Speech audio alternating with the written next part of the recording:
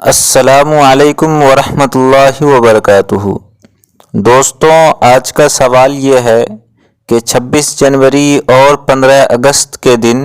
ہم بھارت کے لوگ تہوار کے دن کی طرح خوشیاں مناتے ہیں، ترنگا لہراتے ہیں، جبکہ حدیث شریف میں آیا ہے کہ مسلمان کے لیے خوشیاں منانے کے لیے 2 دن متعین کیا گیا ہے، ایک عید اور دوسرا بقرعید۔ اب معلوم یہ کرنا ہے کہ 26 جنوری اور 15 اگست کے دن خوشیاں منانا شرعاً درست ہے یا نہیں۔ جواب یہ ہے کہ 26 جنوری اور 15 اگست کا تعلق شریعت سے نہیں ہے، یہ ایک قومی تہوار ہے۔ 15 اگست کو بھارت کو آزادی کی نعمت ملی،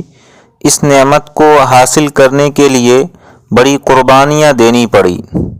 لہذا شکرانے نعمت کے طور پر اس دن میں خوشیاں منانے میں کوئی قباحت معلوم نہیں ہوتی ہے، جب تک کہ اس میں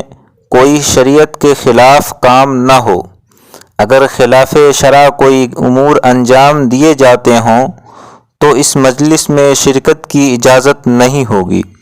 اسی طرح کے سوال دارالافتاء دارالعلوم دیوبند کے ویب سائٹ پر کسی نے کیا تو جواب دیتے ہوئے دارالعلوم دیوبند کے مفتیان کرام نے لکھا ہے